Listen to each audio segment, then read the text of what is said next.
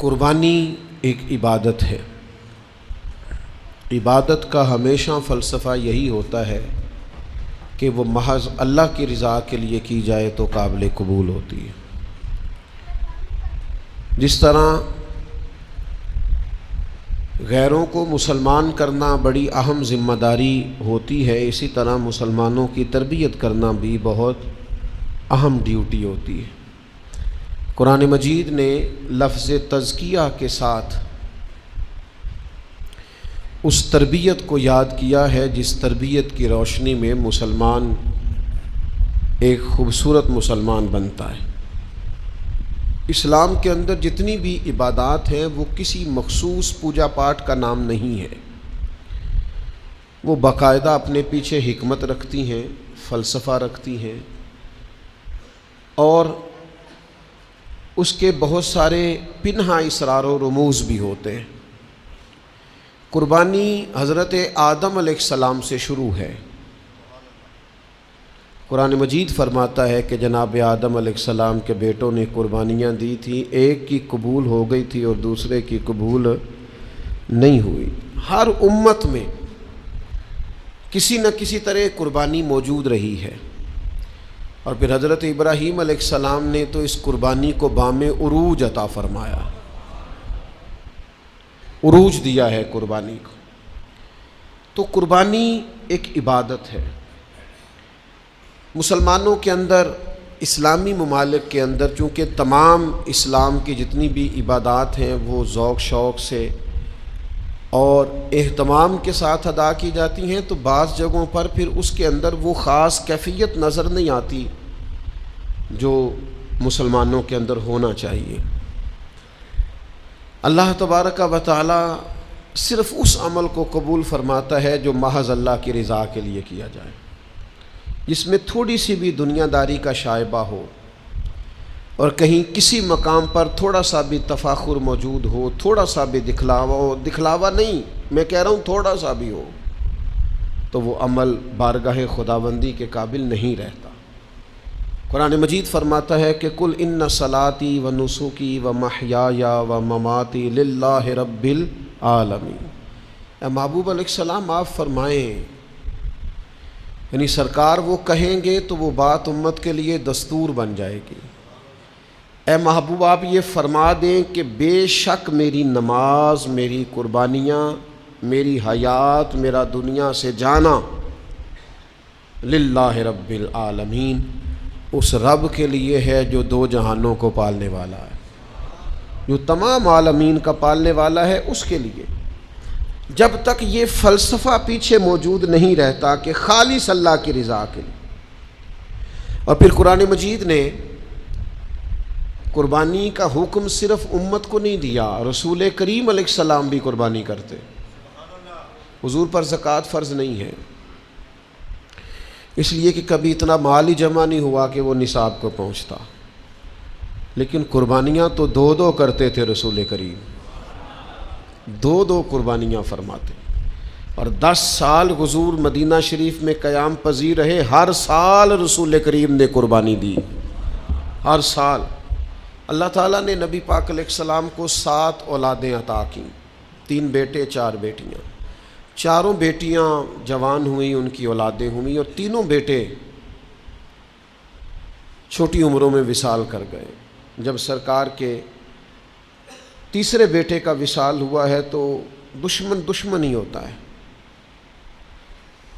دشمنوں کو زیادہ مطمئن کرنے کی کوشش بھی نہیں کرنی چاہیے، اس لیے کہ جو دشمنی پہ اتر آتے ہیں نا،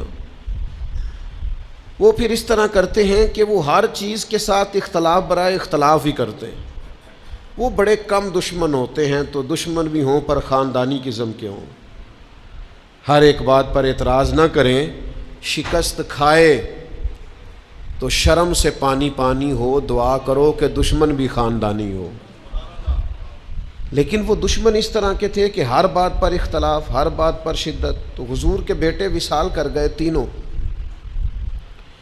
تو انہوں نے کہنا شروع کر دیا معاذ اللہ ثم معاذ اللہ، نقل کفر نہ باشد۔ انہوں نے یہ کہنا شروع کر دیا کہ یہ تو ابتر ہے، معاذ اللہ، جڑ کٹ گئی، بے نام و نشان ہو گئے، معاذ اللہ ثم معاذ اللہ۔ قربان جائیں۔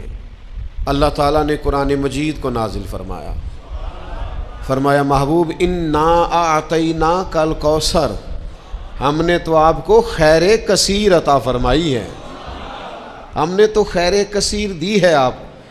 ہمارے ایک بزرگ تھے، وہ اس کا ترجمہ کیا کرتے تھے، اے محبوب اساں توانو جیڑی خیر بھی دیتی ہے چوکھی کر کے دیتی ہے۔ امت دی ہے تو کمال، امت میں اولیاء تو کمال، صلحاء تو کمال، صحابہ تو کمال، اولاد رسول تو کمال۔ تیری نسل پاک میں ہے بچہ بچہ نور کا، تو ہے عین نور تیرا سب گھرانہ نور۔ ہم نے تو آپ کو خیر کثیر دی ہے محبوب، خیر دی اور کثرت کے ساتھ دی ہے۔ اب اس کے شکرانے میں مالک کی بارگاہ سے تقاضا کیا ہے؟ ہم نے آپ کو خیر کثیر دی، اب آپ یہ کریں کہ فَصَلِّ لِرَبِّكَ وَانْحَرْ، آپ اپنے رب کے لیے نماز پڑھیں اور قربانی کریں۔ اِنَّا شَانِئَكَ هُوَ الْأَبْتَرُ، آپ کا دشمن ہی ابتر ہے، بے نام و نشان ہے، جڑ کٹا ہے دشمنی۔ کبھی کسی نے دعویٰ کیا ہے معاذ اللہ کہ میں ابو جہل کی اولاد ہوں، میں یزید کی اولاد ہوں؟ کرتے ہیں لوگ دعویٰ۔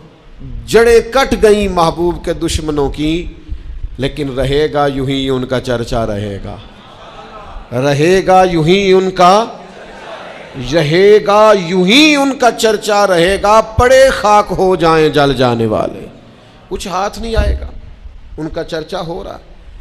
تو خیر کثیر دینے کے بعد جو تقاضا کیا وہ یہ کہ فَصَلِّ لِرَبِّكَ وَانْحَرْ، نماز پڑھیں اور چلیں۔ روک کے آپ سے سوال کرتے ہیں، بڑے الحمدللہ ذوق سے قربانی ہوتی ہے، بہت سارے لوگ سڑکوں پہ بیٹھے ہیں جانور لیے، خریدنے والے بھی رات کو ٹائم نکال کے ڈیوٹیاں کر کے سب جاتے ہیں، تو ایک بیچنے والے خریدنے والے یہ سارے نمازی بھی ہیں۔ تو قربانی سے پہلے تو نماز کا حکم ہے، نماز فرض ہے، قربانی واجب ہے۔ ایک صحابی کہتے ہیں میرے ماموں نے عید کی نماز سے پہلے قربانی کر لی، جانور بھی قربانی کی نیت سے خرید رکھا ہوگا، ارادہ بھی قربانی کا تھا، پر نماز سے پہلے قربانی کر لی۔ نبی کریم علیہ السلام نے فرمایا یہ گوشت ہے، قربانی نہیں۔ پہلے نماز ہوگی عید کی، فَصَلِّ لِرَبِّكَ وَانْحَرْ، ترتیب یہ ہے قرآن پاک کی کہ پہلے نماز، پھر عید والے دن بھی پہلے عید کی نماز ہوگی، اس کے بعد قربانی ہوگی۔ تو فرمایا گوشت ہے یہ، گویا اسے حرام نہیں کرتے، کھا لے گوشت سمجھ کے، پر یہ قربانی نہیں۔ قربانی فقط جانور ذبح کرنے کا نام نہیں، رب رسول کا حکم ماننے کا نام قربانی ہے۔ جانور کی عمر بھی وہ ہو جو شریعت نے رکھی ہے، اس میں خوبیاں بھی وہ ہوں جو شریعت نے رکھی، ٹائم بھی وہ ہو ذبح کرنے کا جو دین نے طے کیا ہے، پھر قربانی ہوگی، اور نیت بھی تقرب الہی کی ہو۔ ہمارے ہاں تو قربانی کو نا جی، میں چونکہ الحمدللہ کافی سارے جانور آنے ہوتے ہیں یہاں قربانی کے لیے، تو میں ذرا پہلے بچوں کو کہتا ہوں، دوستوں کو، کہ یار جانوروں کا بندوبست کرو، تو ہمیں ہر سال لوگ مشورہ دیتے ہیں، کہتے ہیں منڈی ویکھ لو، آخر تے نا کئی یاری بالکل کم سستا ہو جاتا ہے۔ میں کہنا یہ آخر ویکھنے دی مثلاً کی مجبوری ہے؟ کیا آپ تماشا دیکھنا چاہتے ہیں؟ کئی باری جی بالکل گاہک ہی نہیں ہوندا، جانور سستا ہو جاتا ہے۔ تو میں تو سمجھتا ہوں کہ میں تو بالکل قائل نہیں ہوں اس بات کا کہ جو بیچارے 2 سال سے جانور پال رہے ہیں وہ بالکل بیچارے کہیں کہ اب بیکی نہیں رہا تو ضائع کر دو۔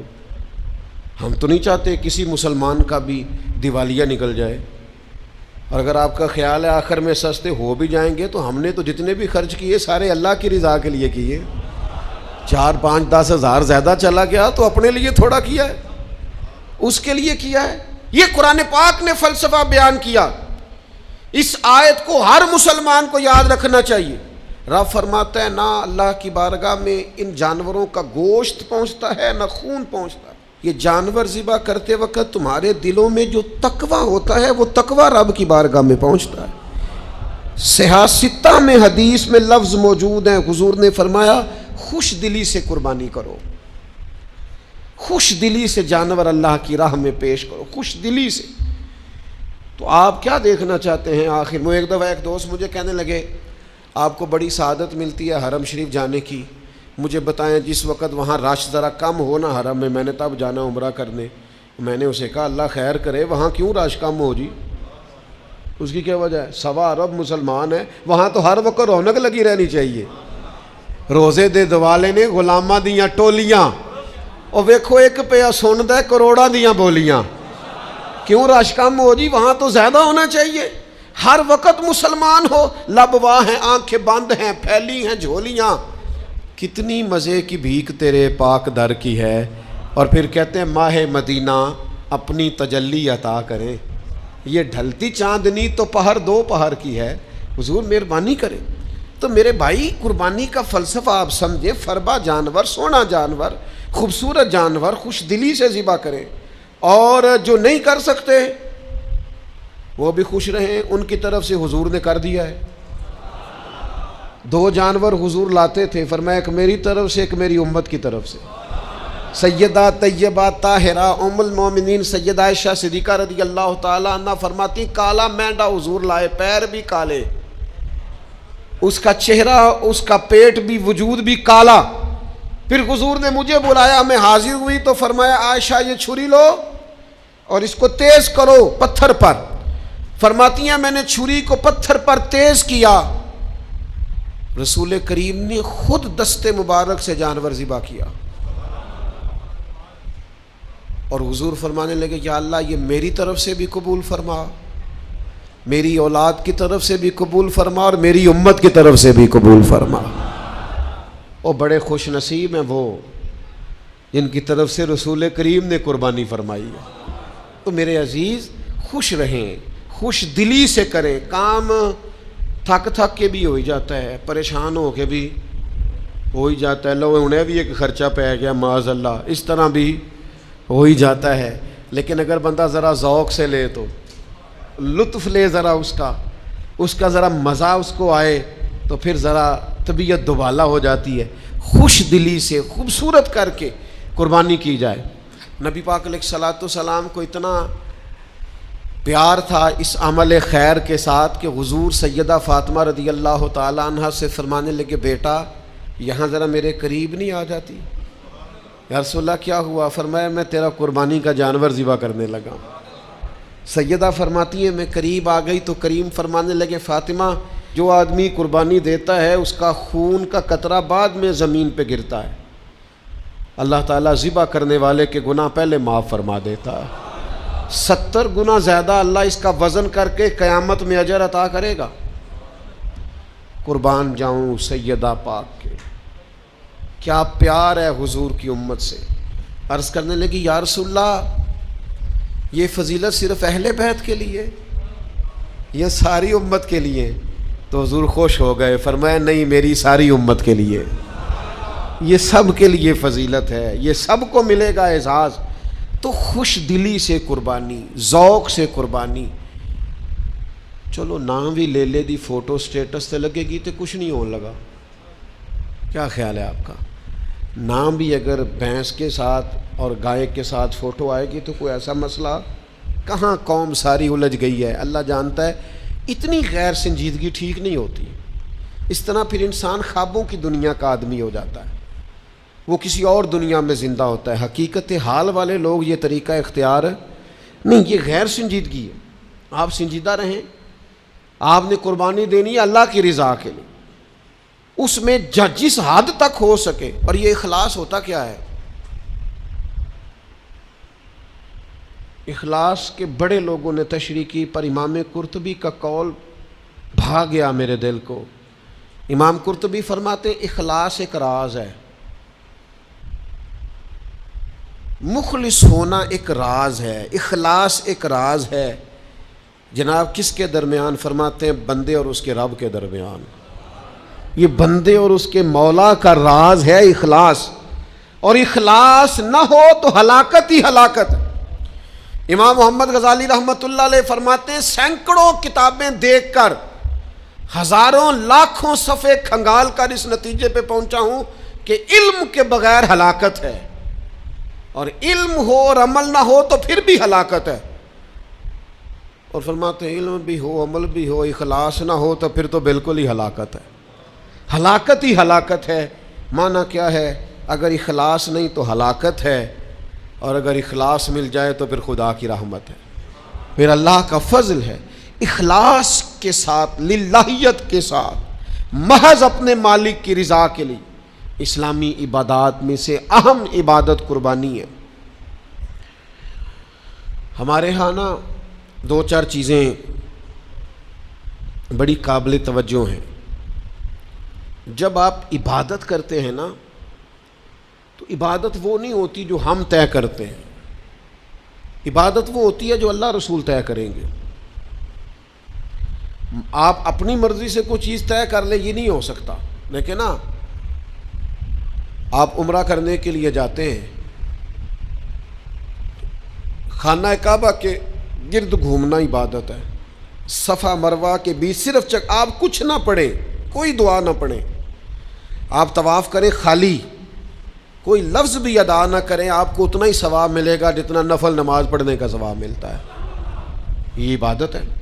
صفا مروہ کے بیچ آپ صرف چل رہے ہیں، عبادت ہے۔ آپ نے سر منڈایا ہے، ہر ہفتے نہیں لوگ حجامت کرواتے، لیکن آپ نے وہاں سر منڈایا ہے بیت اللہ شریف جا کے، اللہ کے محبوب نے اس بندے کے لیے بخشش کی دعا کر دی جو وہاں جا کے سر منڈوائے، کہا اللہ یہ حلق کرانے والوں کو، ٹنڈ کرانے والوں کو بخش دے۔ 3 دفعہ حضور نے دعا کی۔ وہاں یہ سر منڈانا عبادت ہے۔ آپ کا گھر میں ہر ہفتے آپ حجامت کرواتے ہیں، لیکن وہ آپ کی عبادت ہو گئی۔ کیوں؟ کہ اللہ نے طے کر دیے۔ جو وقت، جس ٹائم جو چیز شریعت عبادت طے کرے وہ عبادت ہے۔ 10 ذی الحج کو نماز بھی پڑھی جاتی ہے، 5 نمازیں بھی پڑھی جاتی ہیں، قرآن پڑھنے والے قرآن بھی پڑھتے ہوں گے، نفل پڑھنے والے اس دن نفل بھی پڑھتے ہوں گے، صدقہ بھی ہوتا ہوگا، لوگ ایک دوسرے سے ملاقات بھی کرتے ہوں گے۔ 10 ذی الحج کو سارے خیر کے کام ہوتے ہوں گے، لوگوں کی خیر خواہی کے لیے جو بن پڑتا ہے کرتے ہوں گے۔ پر نبی پاک علیہ السلام نے فرمایا 10 ذی الحج والے دن اللہ کو جو عمل سب سے زیادہ پسند ہے وہ خون بہانا ہے، جانور ذبح کرنا۔ اس دن باقی ساری عبادات بھی اپنی جگہ پر فضیلت رکھتی ہیں، اہمیت رکھتی ہیں، درجہ رکھتی ہیں، نمازیں ہوں گی، نفل ہوں گے، تلاوتیں ہوں گی، پر اللہ کو 10 ذی الحج والے دن جو عمل سب سے زیادہ پسند ہے وہ کیا ہے؟ حضور علیہ السلام جب جانور ذبح کرتے تھے تو قبولیت کی دعا کرتے تھے، یا اللہ اسے قبول فرما میری طرف سے، میری اولاد پاک کی طرف سے، امت کی طرف سے۔ کیا کروں میں، کیسے عرض کروں؟ یہاں جانور ذبح ہوتا ہے تو ہمارے ہاں لوگ ویڈیو بنا رہے ہوتے ہیں، وہ جس کو چاہیے تھا درد سے فٹافٹ کہتا مالک میں نے اپنی ہمت کے مطابق پیش کر دیا، اپنے کرم کے مطابق قبول کر لیا۔ دعاؤں کا ٹائم تھا، یہ عمل تو سب سے زیادہ پسند ہے اللہ کو، یہ قرب الہی والا عمل ہے، اللہ کے قریب جانا تھا۔ یہاں سیلفیاں ہو رہی ہیں، تصویریں ہو رہی ہیں، دیکھا جا رہا ہے، بڑی بڑی باتیں ہو رہی ہیں۔ وہ خدا کے بندو، اس کو عبادت بناؤ، اس کو عبادت جانو، یہ تقرب الہی کا ذریعہ ہے۔ کچھ لوگ بڑے سیٹ صاحب ہوتے ہیں، بڑے نواب صاحب ہیں، وہ جانور کے قریب نہیں جاتے، کہتے ہو میں پڑھا لکھا ہوں، میں تو جناب وہ بڑا مہذب آدمی ہوں، یہ تو فلاں آدمی کرے گا۔ رسول اللہ صلی اللہ علیہ وسلم سے زیادہ نہ کوئی نازک مزاج ہو سکتا ہے، نہ کوئی پاک ہو سکتا ہے، نہ کوئی لطیف ہو سکتا ہے۔ رسول اللہ صلی اللہ علیہ وسلم سے بڑھ کر نہ کوئی سونا ہو سکتا ہے، نہ کسی میں جاذبیت ہو سکتی ہے۔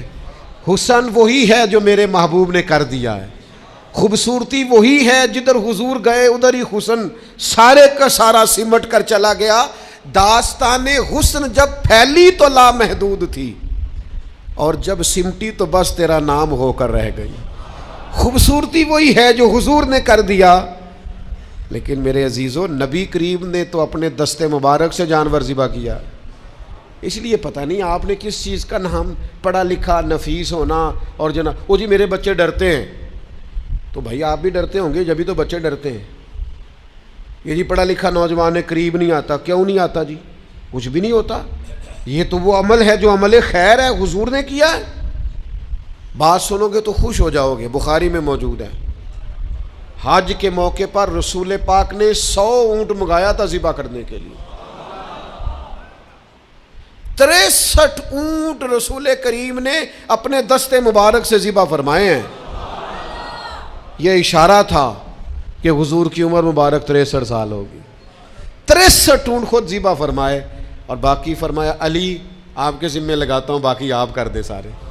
اور باقی مولا علی شیر خدا نے فرمائے حضور، اور ایک بات یہاں اور لکھی ہے شارحین حدیث نے، کہتے ہیں وہ جن کو حضور ذبح کر رہے تھے نا، انہیں باندھنا نہیں پڑتا تھا، انہیں کہنا نہیں پڑتا تھا سے ثبوت نہ منگو میتھوں پلا نظر کرم قد ہوئی، اے میں جانا یا دل بر جانے، اے غیر نہ جانے کوئی، کہنا نہیں پڑتا تھا، کہنا نہیں پڑتا تھا۔ میں نے سنا ہے وہ بن سنور کر میری عیادت کو آ رہے ہیں، ایک کوئی نظرے لوٹ لیا ماہی تیرے ہار شنگاراں، قاتل نین تے ناگن زلفاں تیاں مارن دوروں ہی ماراں، پر کسے نو کول بھی نہیں پھٹکن دتا تیرے حسن دے پہرے داراں، تے سجنا تو کوئی کلا ہی نہیں ہے تے ہوئے پے قتل ہزاراں۔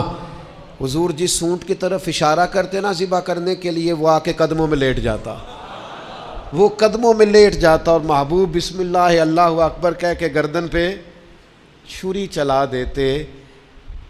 اعظم جان امانت تیری، اعظم جان، جان پاویں نہ جان محبوبہ، میں لگیاں توڑ نبھیساں، راہ تیرے وچ رل کے مرساں، قدم نہ پیچھا ہٹیساں، شہر تیرے دے ٹکڑے منگساں، تے تیرے کتیاں دے قدم چومے ساں۔ اعظم جان امانت تیری، تو جدوں منگ سیں میں پیش کرے ساں، میں پیش کرے ساں۔ عملی نمونہ حضور کے سامنے آ کے لیٹ جاتے، محبوب گردن پہ چھری چلا دیتے۔ اللہ کے محبوب نے نا سواریوں پر بیٹھ کر طواف کیا بیت اللہ کا۔ اور سنو یارو بات کیا یاد آ گئی مجھے، سواری پر بیٹھ کر حضور نے بیت اللہ کا طواف کیا ہے۔ پتہ کیوں؟ اس لیے کہ جب تک حضور کسی جانور پر بیٹھے رہتے تھے نہ بول کرتا تھا نہ پیشاب کرتا تھا، احترام کرتے تھے جانور۔ جب تک کریم بیٹھے رہتے جانور بولو براز۔ حضور نے طواف تک کر لیے سواریوں پر بیٹھ کر۔ رسول کریم علیہ السلام نے فرمایا ابو بکر، جنوں اور فرشتوں کے علاوہ اللہ کی ساری مخلوق جانتی ہے کہ میں اللہ کا رسول بن کے آیا ہوں۔ یہ سارے جانتے ہیں، سب کو پتہ ہے، اونٹوں کو، جانوروں کو، حشرات کو، سب کو پتہ ہے۔ قربانی خوش دلی سے، قربانی ذوق سے، قربانی محض اللہ کی رضا کے لیے۔ ہمارے دیہاتوں میں نا ہم نے یہ دیکھا ہے کہ وہ جو گھر کا جانور ہوتا تھا نا قربانی کے لیے رکھا جاتا تھا۔ کبھی جانوروں کو کسی جگہ لے کے جاتے پانی پلانے کھیت میں تو ہانکتے تھے نا، تو ہمارے پرانے دیہاتی لوگ جو قربانی کا جانور ہوتا تھا اسے چھڑی بھی نہیں مارتے تھے، کہتے تھے بھی یہ قربانی دا ہے، یہ اللہ دے نال ہے۔ چارہ ڈالتے نا چارہ، تو اس کو تھوڑا سا، سمجھ آ رہی ہے میری بات کی، اس کو تھوڑا زیادہ ملتا، اس کو ذرا کھل بنولا اور چلو ونڈا آخ لینے، ہاں اس کو تھوڑا سا زیادہ ملتا۔ کیوں؟ یہ دیکھو نا، یہ لوگ ان پڑھ ہوتے تھے پر ذوق ان کا بڑا پڑھا لکھا تھا، کتابیں تھوڑی پڑھی تھی پر دل محبوب حجازی کی محبت میں پورا تعلیم یافتہ تھا۔ یہ لوگ انفرادی اس کے ساتھ سلوک کرتے، کہتے جانور قربانی کا ہے، یہ اللہ کے نام پر ذبح کرنا ہے، اس کے ساتھ انسیت زیادہ ہے، اس کی قدر زیادہ ہے، اس کی اہمیت زیادہ ہے۔ بس اس بات کو سمجھ لیں۔ میں اعتراض نہیں کرتا، جو لوگ اب جگہ ہی نہیں ہے لوگوں کے گھروں میں تو لوگ ایک دن پہلے جانور خرید کے لاتے ہیں، میں اعتراض نہیں کرتا، لیکن بہرحال وہ بھی بڑے معنی خیز لوگ تھے جو مہینوں پہلے لا کے جانور پالتے تھے۔ ایسے لوگ بھی دیکھے، عید گزری ہے بڑی، عید کے بعد ہی انہوں نے جانور خرید لیا کہ پورا سال اس کی حفاظت کریں گے، خدمت کریں گے، اور عید پر اللہ کے راستے میں۔ یہ ذوق چاہیے، یہ والی کیفیات چاہیے، تاکہ قربانی کی اصل روح وہ بیدار ہو۔ ایک تو ذوق کے ساتھ قربانی کریں، دوسرا اس کو تفاخر کبھی بھی نہ بنائیں، ذریعہ فخر اس کو کبھی نہ بنائیں، اور تیسری بات یہ ہے کہ اس کی روح کو سمجھیں، یہ روح کیا ہے اس کی۔ کوئی بھی عمل بندہ کرتا ہے اس کے پیچھے کچھ روحانیت ہوتی ہے، کوئی فلسفہ ہوتا ہے، اس فلسفے کو سمجھیں۔ صحابہ نے پوچھا تھا یا رسول اللہ صلی اللہ تعالی علیہ وسلم، یہ قربانیاں کیا ہیں، ان کا فلسفہ کیا ہے؟ تو قربانی نبی کریم کی بھی سنت ہے، پر حضور نے فرمایا یہ تمہارے باپ جناب ابراہیم کا طریقہ ہے۔ قربانی تو حضرت ابراہیم نے تو بیٹا ذبح کیا تھا، چھری چلا دی تھی، اپنی طرف سے انہوں نے کر دیا تھا ذبح، وہ تو اللہ تعالیٰ کو جو منظور صاحب وَفَدَيْنَاهُ بِذِبْحٍ عَظِيمٍ۔ حضرت ابراہیم کی روح تو یہ ہے کہ سب سے قیمتی چیز اگر قربانی میں مانگی جائے تو دیر نہ کی جائے۔ تو اس ذوق کو تو دیکھیں نا، حضور نے فرمایا کہ تمہارے باپ ابراہیم کا طریقہ۔ تو صحابہ نے عرض کی حضور ہمیں ملے گا کیا اس میں سے؟ تو حضور فرمانے لگے قربانی کے جانور کے چھوٹے سے چھوٹے بال کے بدلے اللہ تمہیں بڑی سے بڑی نیکی عطا فرمائے گا، ایک ایک بال پر نیکیاں دے گا مالک کریم۔ میرے عزیزو، اس کے فلسفے کو سمجھیں۔ جب تک روح خلیل سے فیض یاب نہیں ہوتے، قربانی کا عمل اس طرح سے ذوق اور اس طرح سے کیفیت عطا نہیں کرتا۔ پھر ایک اور بات بھی، اللہ تعالیٰ نے نا امیروں کے مال میں غریبوں کا حصہ رکھا ہے۔ مشکات میں حدیث ہے، حضور فرماتے ہیں تمہیں جو رزق دیا جاتا ہے یہ تمہارے ضعیفوں کی وجہ سے دیا جاتا ہے۔ تمہارے جو کمزور لوگ ہوتے ہیں نا، ضعیف کمزور، ان کی وجہ سے اللہ تمہیں رزق دیتا ہے۔ تم پر جو بارشیں برستی ہیں یہ تمہارے ضعیفوں کمزوروں کی سبب سے برستی ہیں۔ کہ اللہ تعالیٰ نے بہت سارے امیروں کو جو مال دیا ہے نا، یہ بھی کئی غریبوں کی برکت سے دیا ہے۔ احسان نہیں کرتے امیر غریب کو دے کے، رب نے حصہ رکھا ہے۔ زکوٰۃ ہے تو دینی ہے، عشر ہے تو دینا ہے، فطرانہ ہے تو دینا ہے۔ اللہ تعالیٰ نے حصہ رکھا ہے۔ اور وہ کہاں گئے جناب شیخ شبلی جیسے لوگ جو غریب کو دیتے تھے اور ساتھ کہتے تھے تیرا شکریہ، تو میرے دروازے تک آیا ہے، اللہ کی رحمت آئی ہے، مجھے موقع ملا ہے اس کی راہ میں کچھ دینے کا، شکریہ، خود بھیک دے خود ہی کہیں منگتے کا بھلا ہو۔ وہ لوگ کہاں گئے؟ میرے عزیز، اللہ نے حصہ رکھا ہے، اس لیے اس بات کو آپ سمجھ لیں۔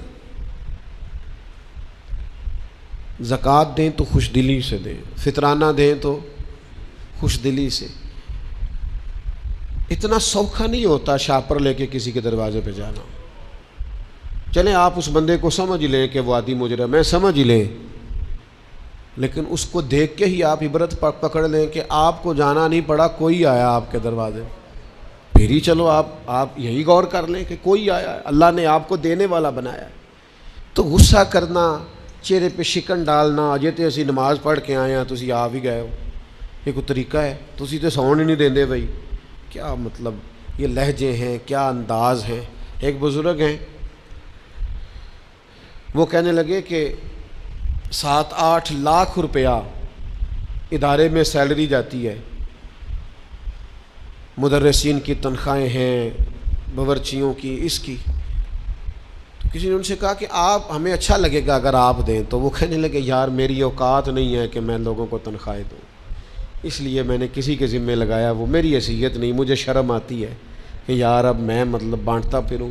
محض یہ کون لوگ ہیں جو ہر وقت اس احساس کا شکار رہتے ہیں کہ بھئی میں مسکین پرانا خادم، کسے در ملی نہ ٹوئی، تے واصف یار نے نظر جو کی تھی، تو پھر واصف ہوئی، مختصر سی میری کہانی ہے، جو بھی ہے آپ کی مہربانی ہے۔